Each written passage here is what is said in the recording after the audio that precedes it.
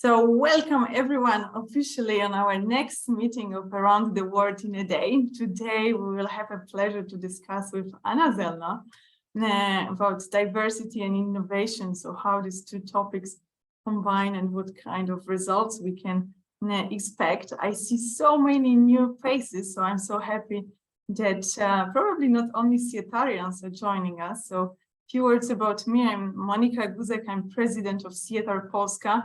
I'm also intercultural trainer, and exactly I'm in theater and also in this path of work thanks to Anna. She was my first mentor even like 2 years ago when I'm back from Asia to Poland and I tried to find my way of being. So even that's why I'm more excited of having the chance to chat with you, to talk.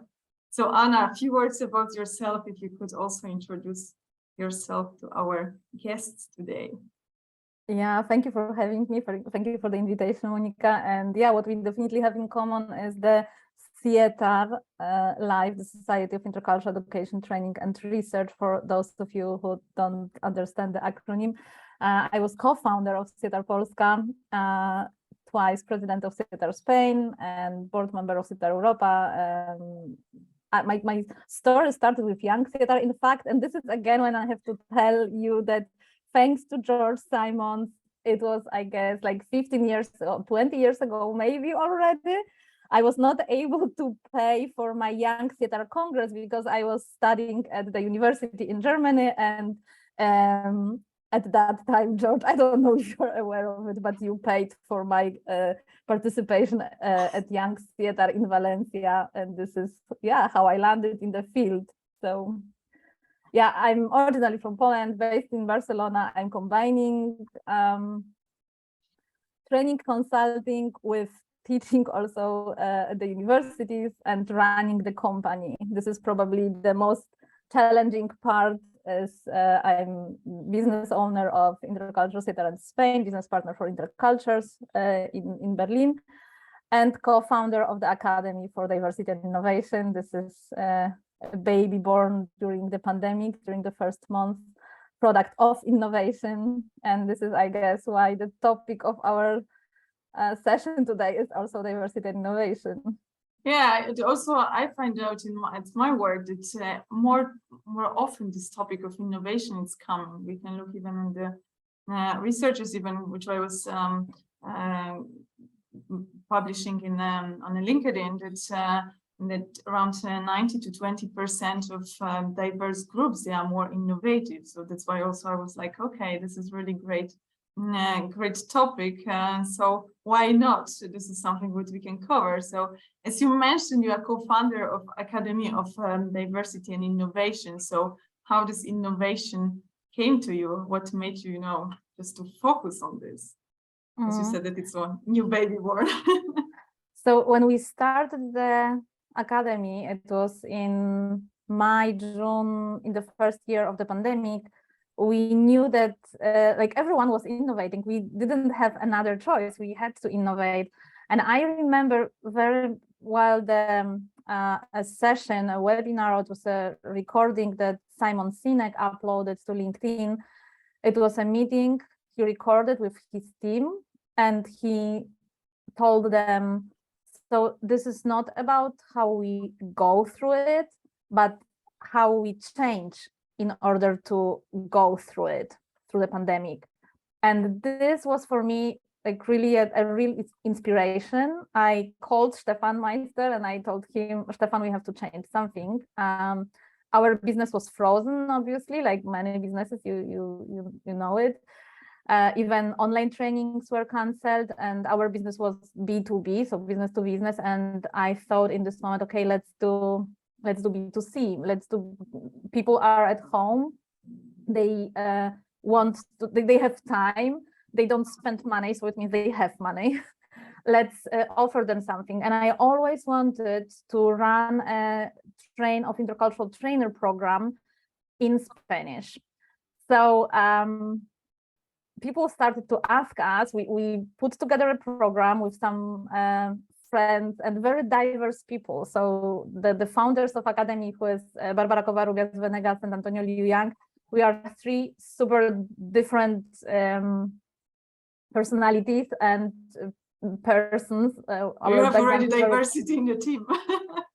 but we are super diverse, a lot of cognitive diversity of backgrounds, of countries, also of origin. And yeah, so we knew that this is the perfect mix because we can add, we can combine our experiences, our skills, and we saw there's a lot of potential there. Anyway, so we put together this program, and then people were asking us, okay, but is there any certificate? And okay, people need a certificate. And I'm in general against certificates. I believe that when I personally join a training course, I do it because I want to boost my competences, my skills. I want to learn something. I never care for certificates or like diplomas and so on.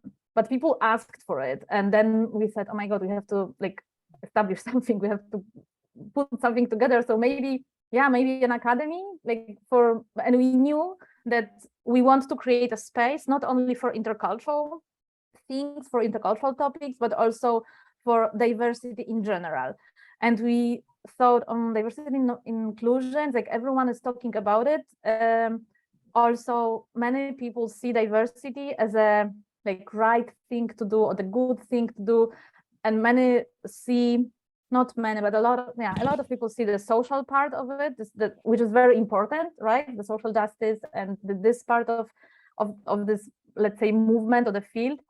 But I think very few people connect diversity with innovation. And what we wanted to do also in the field, because we saw that there's a lack of space where people can exchange ideas, connect, create something together, and that we can do something for the whole world. Because during the pandemic, the world became smaller, and we knew, okay, we have friends, people, colleagues, literally across the world.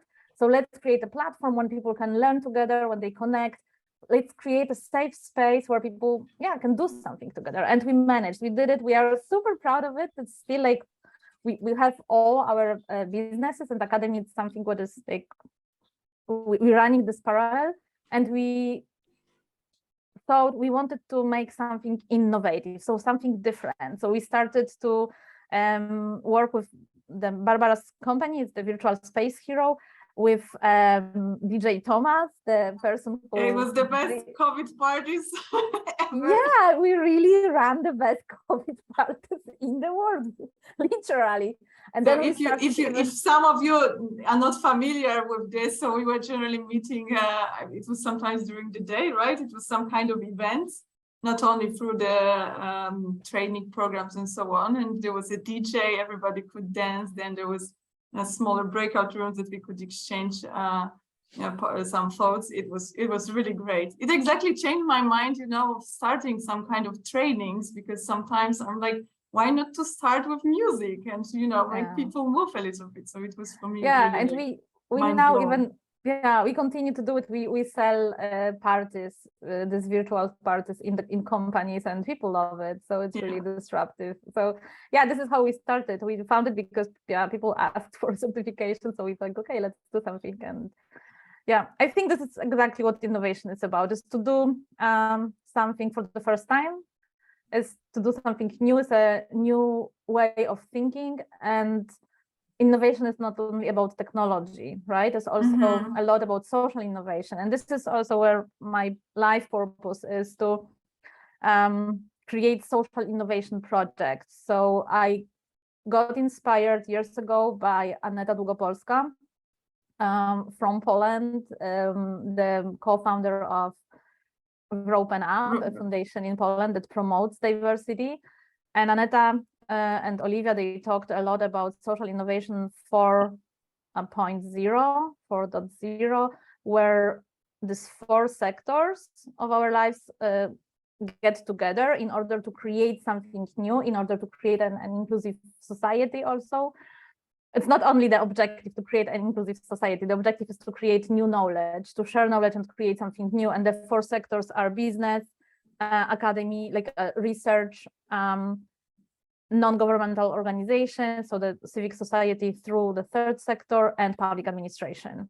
And this is also where I try to be very active. Because of that, I'm working in these 4 sectors and try to connect them in order, and this is my life purpose, so in order to create a more inclusive society. So this is, yeah. So we have something in common as university, NGOs, and so on, business, academia. Yes. Because this is also something what Olivia said from Broken Up once, that the cross-sectorial communication is intercultural communication. There are so many prejudices, biases. There are totally different words, and if you create the common space where they can really work together, amazing things arise. So this is I believe that we are all conscious of benefits of diversity, because this is our, let's say, daily life, and this is also passion for, I believe, most of us. So what, but looking from this from other perspective, we also know that there's many challenges, right, in this cooperation, like you are mentioning even now. So which or what conditions should be met for diversity to actually increase now I can say this word, innovativeness? I think what is important is that diversity, it's not enough. Diversity itself, it's not enough. It's not enough to have people who think different. You really need an inclusive environment when people can share their opinions, their reflection, without being judged, without the fear of being laughed at. So it's really very important that there is this inclusion in place, and it helps people to think out of the box together, if they know that there is a safe space to come up with the craziest ideas, and nobody will judge you for it, or nobody will say, okay, it's a stupid idea, or it will not work, and so on. So definitely inclusion, an inclusive environment, and people have to, I said that people have to feel safe. And there is this very nice concept of psychological safety by I don't know if this concept was created by Amy Edmondson, but Amy Edmondson is one of the person. It's mentioned that he's like first researcher, let's say, which made. Yeah, so exactly, and she defines the psychological safety as just a climate in which people can express themselves and being themselves, and she defined like 4 different aspects of the psychological safety. So it's about inclusion, it's about the learner safety, so the space where you can learn safely, you can ask questions without being afraid of it, which is, I think, also very cultural. You can see that when we teach at universities in multicultural classrooms, we see that there are some students from some countries, they don't have problems to ask questions, and other students, they will not do it, because you can lose your face when they ask you a question, and they are losing face when they are asking questions. So this is also a cultural thing, the aspect of asking questions, but it's more about creating an environment when you invite people to asking questions and also question ideas. There's the aspect of contribution. So when you feel safe to contribute with your ideas, and this aspect of what I mentioned already, the questioning, so challenging ideas without fear that you will be criticized. And I think I'm sorry. No, I just wanted to mention that the stages you just mentioned are 3, but what I'm seeing, and even this is the answer already, is that a lot of people just follow now the trend that we need to organize diversity workshop, and this will help us with everything, right? And this is what you're mentioning, that we need to remember that just diversity, it's not enough. We need to look how we can build a safety environment and make them people feel or create the environment that they can feel included, not just that we will talk about diversity itself. Yeah, and I think, and this is also innovation. This is innovation in the field that we can now measure psychological safety, or we can measure even not only psychological safety, But what I like especially, and I work a lot with Sabat Tots from ICQ Global. So he created he created a tool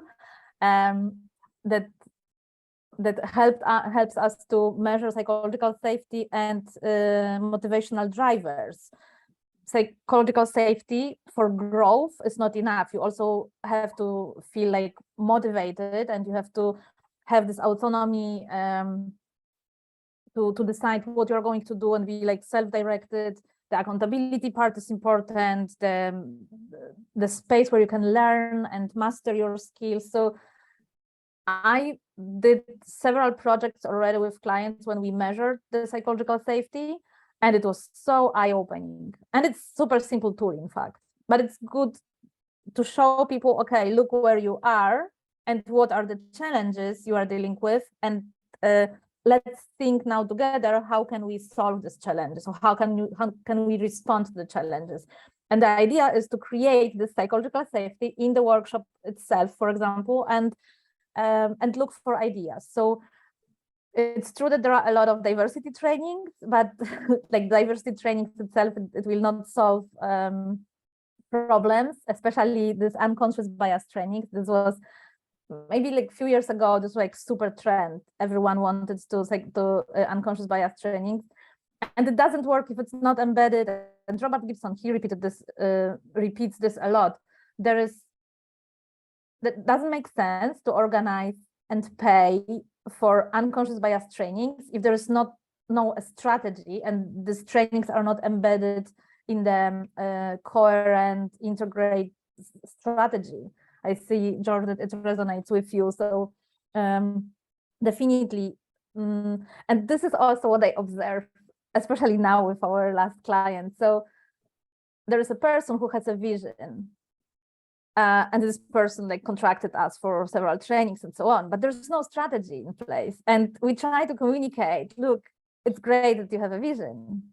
It's great that you are committed to the diversity and inclusion and belonging. You understand this, but you need an action plan. You need a strategy. Without strategy, you cannot measure what you are doing. And if you don't measure what you are doing, how can you improve? How can you innovate? So yeah, I'm a huge fan of strategy for everything.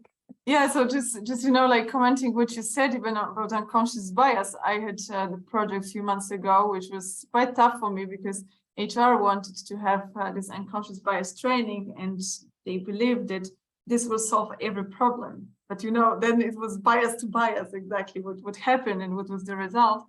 And like you said, that sometimes these actions are not enough. We need to have like bigger plan, and it can be part of it even when we talk about some trainings, workshops, and so on, right? Yeah, with another client, we have also this experience that we had some unconscious bias trainings with them. It was within a bigger program, but then the people were asked to nominate high performers, but there was no performance management process in place. So I thought, okay, ladies and gentlemen, this is a perfect place, a festival of your biases, because if there is no process, no performance management process in place, how would you choose these high performers? You only can use your availability bias, your confirmation bias, like whole festival of different biases. And yeah, there are some things that what you said, the training will not fix it if there are organizational problems, issues that are not solved first. Yeah, so this is very of many, let's say, layers we need to work, even at sometimes the same time and so on. So if you could give the best practice what you're doing, or maybe something which you recommend how you're working with these challenges, what it's working for you, what it's not. You said already about this tool which creates Chaba, so I believe it's gonna be the next person invited to our event, and next time he will speak about his tool. And do you have something else what is really working with you with diverse teams, even globally, or maybe just for a certain area? I think what I've learned in the last year, especially what really worked well, is listening, like really listening.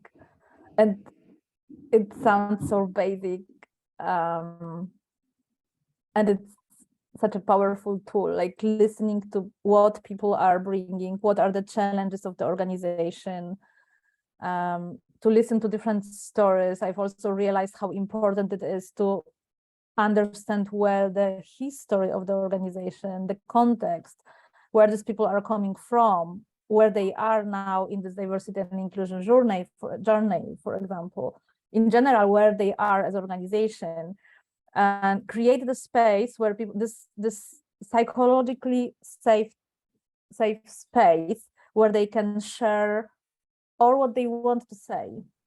And there are a lot of tools, like small techniques, like maybe, liberating structures. It's like you can share later the link, like small tools that help people to brainstorm together, to share ideas. It's all about really walking the talk. So create a space where all ideas are welcomed, where people feel listened, that they feel that they belong, that there is time for them. There's no rush, no agenda that has to be completed. So creating the spaces, it's definitely an important tool. And we've realized, it was like last year probably, how difficult it is for people to talk about diversity, how difficult it is to talk about exclusion. And because of that, we even created a course together with Shiva Rufek. We ran it at the beginning of this year, facilitating meaningful conversations on diversity, because there are some topics that people don't feel comfortable with because they don't have enough knowledge to talk about racism, for example, or to talk about, all the topic of transgender is also like very new to many people, and it's not easy to ask questions. Many people would love to be politically correct, and because of this, they are afraid of asking questions. So it's not easy also to create this space. But I think creating spaces for meaningful conversations, it's a tool. And then as a consultant, you have to have the knowledge to know how to address different topics that arise, and you have to know who you can contact, who can help you with to work out a solution. In our case, for example, we never design a strategy for the clients, and even they ask for it, and we receive this question, okay, so can you design the strategy for us? And we said, no, we have to co-design it, because you have to have the ownership of the strategy. You have to feel also like accountable for what you come up with. So it's very important also to co-design it. We use design thinking as a process when we are designing, but before we go there, we really map the situation. So we do kind of, I know that some people don't like this word of audit, but it's like taking a selfie of the organization. Yeah, just looking where they are. Or a picture, and to see exactly on diversity that matters, like numbers, representations, but also inclusion. We work with GDIB, and George is one of the experts on the panel, the Global Diversity, Equity and Inclusion Benchmarks. We simplified a little bit this tool because it was too complex, and we used this to analyze the situation in the companies. And once we've collected all the information, we sit together in a workshop or in workshops, and we co-design the strategy. Thank you so much, Anna, for sharing. I see as well that Javier is very active, so I'm really happy to see this. So before it was, he was mentioning that everything is absolutely true what you are saying about the academy. But Javier is one of our alumni. Great. Yeah. And then also he asked, like, can the training help companies open their eyes to those pre-existing organizational problems? If the training opens the open eyes, I believe that. Definitely, it's a good. Yeah, it's you Anna, sorry. You said that these kind of trainings might not be useful when you detect in that company a previous pre-existing problem, organizational problem. But my question is, could not that training to open their eyes? Maybe they are not aware of having that problem even. Yeah, definitely. Yeah, it's a good way of creating awareness.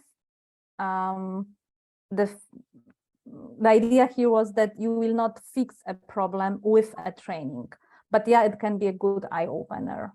And already you are creating space, because in every training you will create space for people to talk about it, to face the challenges. So this is already itself an awareness, a strategy for awareness.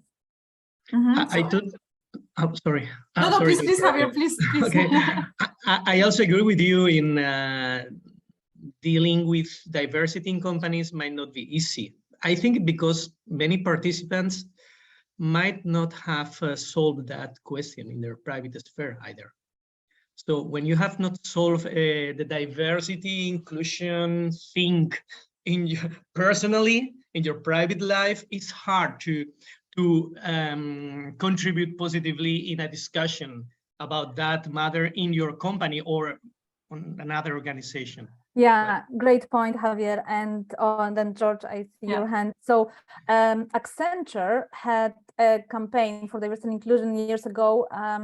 Inclusion starts with I. And I truly believe it, that you have to include yourself first, and you have to understand who you are. So what is the diversity you bring into the game? And it's not easy, because self-awareness in general is not an easy thing. Yeah. George, please unmute yourself. I have a very interesting thing going on right now. I have an intern in my office who's from Tunisia and is an expert on discourse. And she's given me words to express something that I've found problematic. I've been doing diversity training for 60 years. That makes me too old to do anything, I know. But the point I wanted to make is that one of the most disastrous things that's happened is the labeling of our unconscious function as bias. This closes the door when diversity training is so structured that you're the bad guy because you haven't totally diversified yourself, your thinking, and so on and so forth. And political correctness, fortunately, is fading a bit into the background. But I mean, when we think of neuroscience and we think of what happens in our mind is we have this, what's called the fast thinking in that new book. The fast thinking automatically gives us all kinds of interpretations about what's going on. It's there to save our lives and to make us capable, but it doesn't know everything and it needs to be reshaped and so on and so forth. But people start to feel bad about their unconscious and start to feel accused when they hear the word bias. I don't think we can change it at this point. I've always been in favor of the term that George Lakoff used, that we do mental framing. You know, it's like picture frame, you know, for the things that we experience. So I've seen that diversity training has largely not been safe because people are seen as bad and we got to fix them. Somewhere in the language and the discourse, that is our biggest enemy. Yeah, I think that the first thing is to understand that everyone has a biases. So we all have biases, it's just shortcuts in our minds. So to accept it, this is the first thing. And also maybe what you said, the idea of lack of this categorization or metaphors is also helpful to understand that our brain works like this. We cannot do anything against it. At the same time, being aware of what are our biases, I think it's extremely important. And our body is giving us a lot of information about it. And I can give you an example. And it was many years ago, as I started to give trainings in Spain, and I was asking people, okay, so guess where I'm from? And I heard several times from Russia, and I could feel like a stone in my stomach. It was the reaction of my body, and I was thinking, no, Zelno, you are an intercultural trainer. You know that not all Russians are the same. You know what stereotypes, what are prejudices. Just calm down. And then I realized people who guessed that, or they said that I'm from Russia, I treated them differently in a training. And it was unconscious. It was totally unconscious, but I could feel it in my body. And there was another example of how biases, like positive bias, in this sense, it was a confirmation bias. It was a guy from Bilbao in a training. I have a super positive stereotype of people from Bilbao. I know like 6 people from Bilbao. All are great people, funny, only positive experiences. And it was the beginning of unconscious bias training. There was a communication director introducing the strategy of the company. She was telling, like, giving numbers and so on. And he was sitting in front of her, and he was questioning literally everything what she was saying, like, oh, why you mix data from Spain and global? Where do you have this from? He was like, he didn't want to be in this training. You could really see it. And I was standing there, like, I was getting nervous. I was thinking, okay, I will stay with this guy for the next 5 hours in an unconscious bias training. He doesn't want to be here. So maybe I will just go to him and tell him, look, it's not necessary. You can sign that you were here, but... And I was really getting nervous. And as I started the first activity, an icebreaker, and I didn't ask people, they should say, where are they from? But people in Spain, they know that if someone is from Bilbao, they will say it in the first sentence or in the second sentence that they are from Bilbao because they are very proud of being from Bilbao. So I asked them the name and the department, and he said his name. He said that he's from Bilbao and the department. And in the moment, as he said, I'm from Bilbao, my body literally relaxed. I was so relaxed. I was thinking, he cannot do anything bad to me. He's from Bilbao. We are going to be friends. So I used this in the debriefing of the exercise, and I told him this exactly how I'm telling you this now. So I said, look, when you said that you are from Bilbao, my body relaxed. I know you cannot do anything bad to me. We are going to be friends because you are from Bilbao. In this moment, obviously, with this charming sense of humor, he couldn't do anything bad to me. So this is how we can feel our biases in our body. So if you feel a tension, if you feel something in the body, there is a signal. So there is something wrong. And yeah, there's a bias. And I believe that this is also kind of cultural, even, or so like generational, that in Poland, for example, we don't really look at our bodies, right? We just, try to be a lot of time disconnect because we need to be professional, and this is what we are learning. I see as well in the chat that Russell shared sometimes even the words we use, like diversity training implies fixing a problem or bias sensitivity. Exactly, that it's better to maybe ask about the challenges and the goals, and as well that he moved away from the term unconscious bias and embraced the term unconscious thinking. Yeah, this is also a great idea as well. Robert Gibson on our previous meeting, he was also mentioning this, that this is much more like how we can, for example, make better decisions, and there, hidden it's unconscious bias. Yeah, and I like this labeling from Kahneman, that there's this fast thinking and slow thinking, and really one of the exercises we use in our trainings is to create space for slow thinking.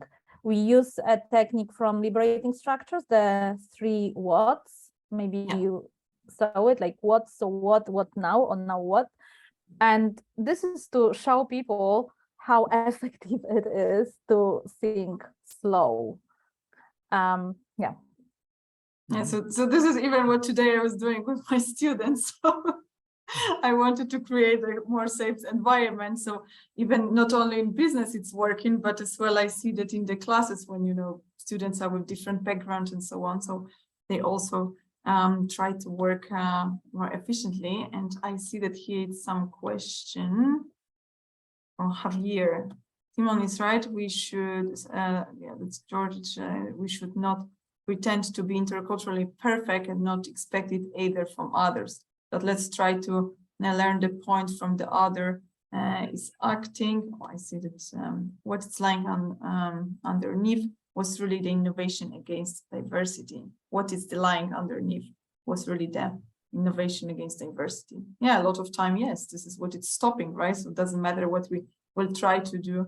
It might not work because they are really deeper hidden the challenges which we need to face. Okay, so I have one more word here. yes, so this yes, George. Yeah, some of you may have noticed that I was sneaking chocolate cookies in with my tea here as I was listening. And see, I have a bias for dark chocolate, okay? Now, the word bias simply means something's leaning, you know, it's at an angle. It's going in a certain direction. And this is what our system does. It provides us with inclinations and informations unconsciously. And the problem is that when people hear bias, they hear prejudice, and prejudice has will involved in it. It has decision involved in it. And so they feel guilty about it. And that's why the words you suggested, as well as the words I suggested, are an easier way of going about this. Just having people look at, you know, what's your automatic thinking say about this, this, and this? You know, it can be about people from another country, or it can be about chocolate cookies, you know, it's all the same function. So, I mean, I'll just unconsciously continue to prefer chocolate cookies. Yeah, this, yeah, kind of shortcut. What I like the approach of Livingston Thompson when he says that many of these things are not really unconscious, they are conscious. So we could name really like prejudices we hold and they are conscious. So sometimes this unconscious bias is also an excuse that, oh, it's unconscious. No, let's address it. It's conscious, you know it. So it's the question much more what are you going to do with this, right? If you still will be keeping this as an unconscious, or you start working on this, right? We still have like, I think 13 minutes, so maybe yes. So if there are any questions, what I can share, so I'm more than happy to do it. So maybe I will switch off already the recording, so then we can have more informal way of discussing. So thank you so much, Anna, for this official part and others for engaging and asking questions.